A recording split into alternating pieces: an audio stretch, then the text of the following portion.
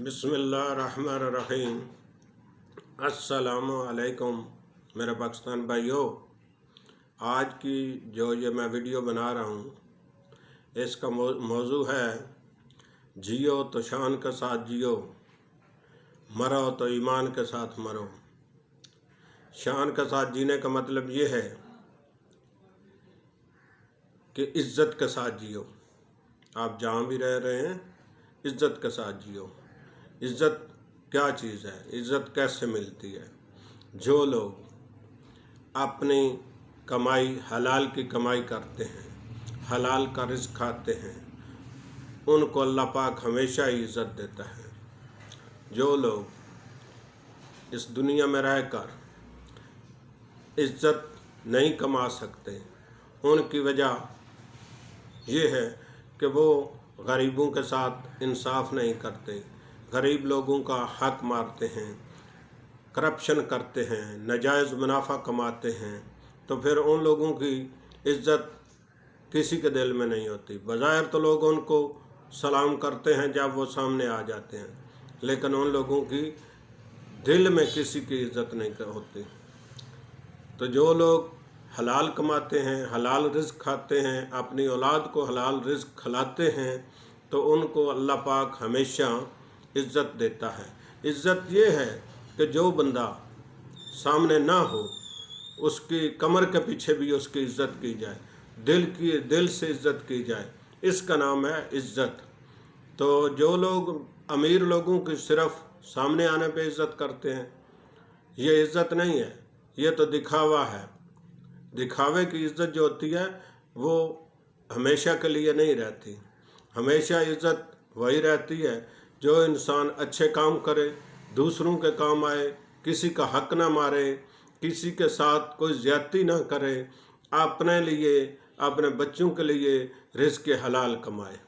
खा उसका कारोबार है, खा उसकी कोई मुलाजमत है, उसमें करप्शन ना करे, हेरा फेरी ना करे, किसी के साथ झूठ ना बोले, फ्रॉड ना करे, दगा ना करे, तो उसको अल्लाह पाक इज़्ज़त देता है।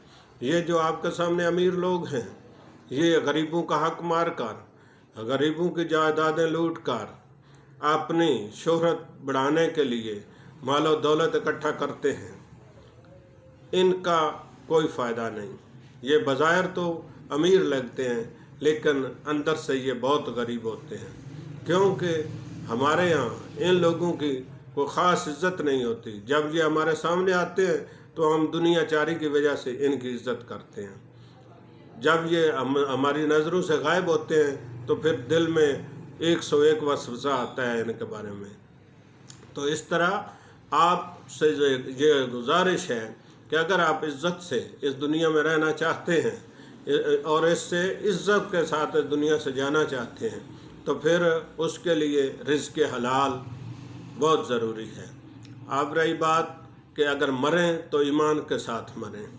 जो लोग यहाँ रहकर अच्छे अमाल करते हैं, दूसरों के काम आते हैं, अल्लाह के हुक्म की बजा आवरी लाते हैं, यानी अपनी नमाज, रोज़ा, परहेज़गारी ये भी करते हैं, उसके साथ साथ गरीबों का एहसास करते हैं, किसी की हक मारी नहीं करते, किसी के साथ ज़्यादती नहीं करते, तो ऐसे लोग इस दुनिया में भी खुश नसीब होते हैं और इससे अगली दुनिया यानी अगले जहान में भी वो खुश नसीब हैं।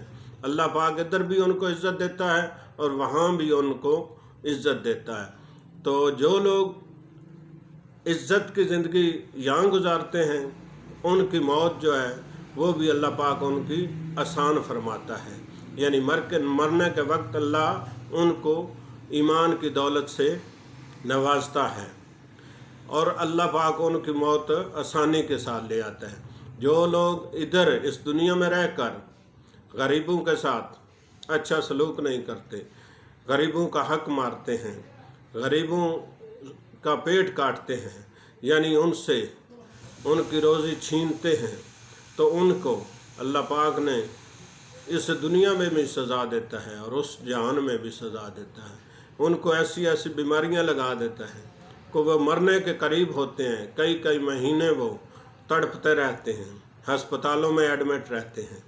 تو ان کی جو موت ہے وہ اللہ تو بہتر جانتا ہے، وہ تو کسی کو بھی بخشتا ہے، وہ تو بہانے چاہتا ہے، لیکن ہمارے سامنے پھر وہ ایک مثال بن جاتے ہیں کہ اس نے غریب ماری کی، اس نے غریبوں کے ساتھ زیادتی کی تو اس کی موت ایسی حالت میں آئی۔